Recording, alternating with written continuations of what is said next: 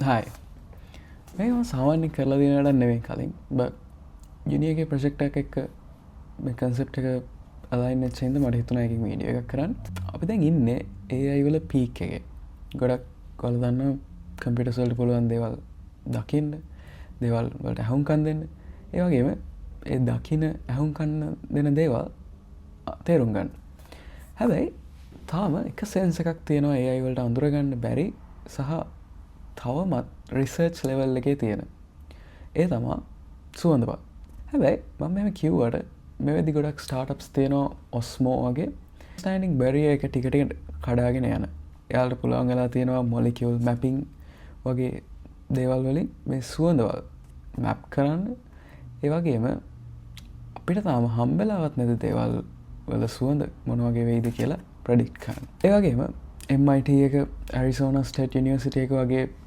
Prominent research labs වලින් මේ වෙද්දි මේ ෆීල්ඩ් එකේ රිසර්ච් ගොඩක් කරගෙන යනවා. හැබැයි ඒවා තරමක් දුරට සාර්ථක වෙලා තියෙනවා, අසාර්ථක වෙලා තියෙනවා.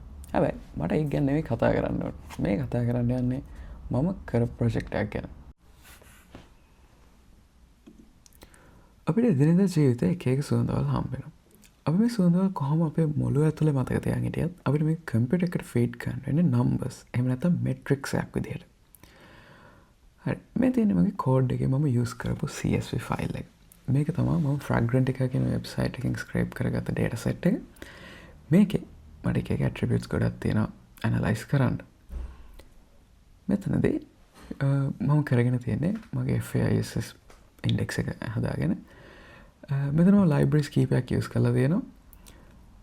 sentence transformer, numpy, FAISS and JSON library use කරලා තියෙනවා. මොකද මට JSON ෆයිල් එක ක්‍රියේට් කරගන්න තියෙනවා. මුලින්ම perfume.json කියලා ෆයිල් එකක් හදාගත්තා. මේක තමයි මගේ නිකන් data cleaning process එකේ end result එක වගේ උනේ. අර messy data set එක full structured JSON ෆයිල් එකකට හදාගත්තා. මොකද ඉස්සරහට මගේ algorithm එකට feed ගන්න ලේසි වෙන්න. මෙතනදී මම middle notes, top notes, base notes ඒ වගේම accords ටික වෙන් කරලා ලිස්ට් එකක් විදිහට හදාගෙන තියෙනවා.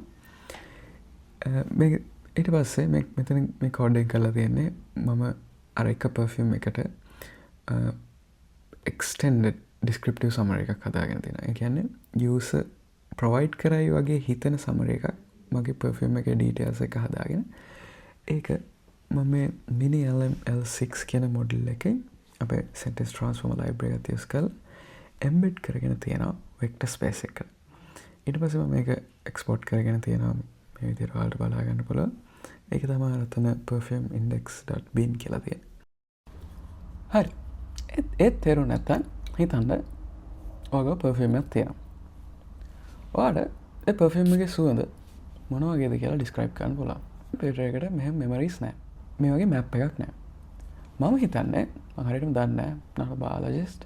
හැබැයි අපේ ඔළුව ඇතුලේ මේ වගේ map එකක් තියෙනවා. මේ සුවඳට ළඟ උදාහරණයක් විදිහට මේ graph එකේ තියෙන vanilla, chocolate සහ bread කියන සුවඳවල් තුන එකිනෙකට සාපේක්ෂව ළඟ තියෙන්නේ gasoline සහ tire burning කියන සුවඳවල් දෙකට වඩා. හරි. මම perfume data set එක ගත්තට පස්සේ තමයි මට තේරුනේ මේ perfume කියන්නේ කොච්චර complicated topic එකක්ද කියලා.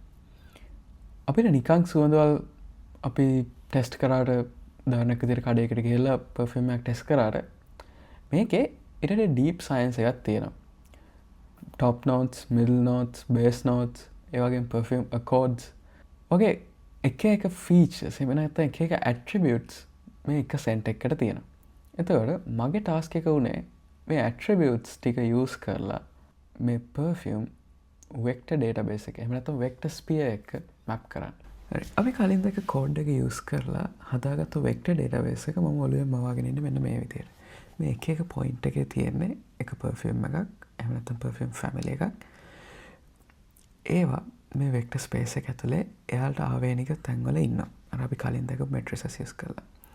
ඊට පස්සේ user query එකක් දෙනවා. එයාගේ description එකක් දෙනවා. ඊට පස්සේ අපි description එක අර වගේ embedding එකක් use කරලා අර vector space එකේ දැනට ඉන්න perfume එක සංසන්දනය කරනවා. එයා කියපු එක කොච්චර mathematically ළඟින්ද අර vector space එකේ ඉන්නේ අපි දැනට දන්න පර්ෆියම් එක කියලා. හරි ඊට පස්සේ මේ සිමෙන්ටික් සර්ච් එකෙන් විතරක් මම රිසල්ට් එකක් කරන් බැලුවා. රැන්ඩම් වැලියුස් ටිකක් දීලා පර්ෆියම් නෝට්ස් ඊට පස්සේ මට හම්බුනේ මෙන්න මේ වගේ රිසල්ට් එකක්. ඒ රිසල්ට් එක තරමක් දුරට මම රිසර්ච් එක කරලා බැලුවට පස්සේ ගැලපෙන්නේ නැහැ. ඊට පස්සේ මට හිතුණා මේක තවදුරටත් ෆයින් ටියුන් කරන්න පුළුවන් විදියක් තියෙනවා කියලා. එතකොට තමයි මම මේ හයිබ්‍රිඩ් සර්ච් මෙතඩ් එකට මාරුනේ. හරි මෙතනදි කරන්නේ අපිට යූසර් එකෙන් හම්බෙච්ච ක්වෙරි එක අපි දන්න ඇට්‍රිබියුට්ස් යූස් කරලා ඒකට එක එක පර්ෆියුම් එකට ස්කෝර් එකක් දෙනවා. ඊට පස්සේ ඒ ස්කෝර් එක යූස් කරලා අපිට සිමැන්ටික් සර්ච් එකෙන් හම්බෙච්ච පර්ෆියුම් ටික ආයෙ රීරැන්ක් කරගන්නවා. හරි ඔයාලට බලා ගන්න පුළුවන් දැන් මගේ රීරැන්කින් ලොජික් එක. මෙතන තියෙන ගොඩක් කෝඩ්ස් ෆන්ක්ෂන්ස් මම ජෙනරේට් කරගත්තේ ක්ලවුඩ් කෝඩ් යූස් කරලා. මුලින්ම තියෙනවා මම යූස් කරපු කෝඩ් මැප් එක. මෙතනින් මම කරගෙන තියෙන්නේ මම ගාව දැනට තියෙන කොමන් කීවර්ඩ් එකකට උදාහරණයක් විදිහට ෆ්‍රෙෂ් කිව්වොත් ෆ්‍රෙෂ් ඒ වගේම සිට්‍රස් ඇරොමැටික් මේ ඔක්කොම එකට රිලේටඩ්. ඒකෙන් මම යූසර් ප්‍රොවයිඩ් කරයි කියලා හිතන කීවර්ඩ්ස් මම ගාව දැනට ඔල්රෙඩි තියෙන කෝඩ් කීවර්ඩ්ස් එක මැප් අවුට් කරගෙන තියෙනවා. මේක සම්පූර්ණයෙන් මම කරගත්තේ AI යූස් කරලා. ඊට පස්සේ මම යූස් කරපු එක හෙල්ප් ෆන්ක්ෂන්ස් තියෙනවා. ඒ හෙල්ප් ෆන්ක්ෂන්ස් වල එන්ඩ් රිසල්ට් එක විදිහට මම අන්තිමට ස්කෝර් එකක් කැල්කියුලේට් කරලා තියෙනවා. accords, notes, gender and popularity කියන පැරාමීටර්ස් හතරෙන්. මෙතනදී notes තමයි වැඩිම weight එකක් ගන්න. ඒ වගේම accords ඊට පස්සේ gender එක ඊට පස්සේ popularity එක. ඒකට values assign කරේ ඇත්තටම මම නිකන් assume කරලා ඒකට මොනවත් scientific basis එකක්වත් නැහැ. කාටරි පොරන්න පුළුවන් ඒවා adjust කරලා වෙන වෙන results ගන්න. ඊට පස්සේ මම අන්තිමට කරලා තියෙන්නේ අර අපේ FAISS එකෙන් අපිට හම්බෙච්ච results එක බලලා ඒකෙන් හම්බෙච්ච perfume වලට score එකක් assume කරලා. හරි මම ඔයාලට දැන් පෙන්නන්නම් මේක deploy කරාට පස්සේ කොහොමද වැඩ කරේ කියලා. මම මෙතන sample prompt එකක් query එකක් තියාගෙන තියෙනවා. ඊට පස්සේ මම මේ decode send කියන එක පාර පස්සේ මෙන්න මේ විදිහට බලා ගන්න පුළුවන් මම දීපු query එකට අදාළව මට recommend වෙන perfumes මොනවද කියලා.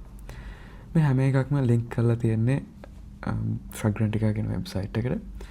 ඒකෙන් තමයි මම data මේ ඔක්කොම scrape කරගෙන තියෙනවා. ඔයාලට ඕන එකට ගිහලා බලන්න පුළුවන්. කාට හරි ඕන නම් පුළුවන් මේ project එක මෙතනින් එහාට අරගෙන යන්න.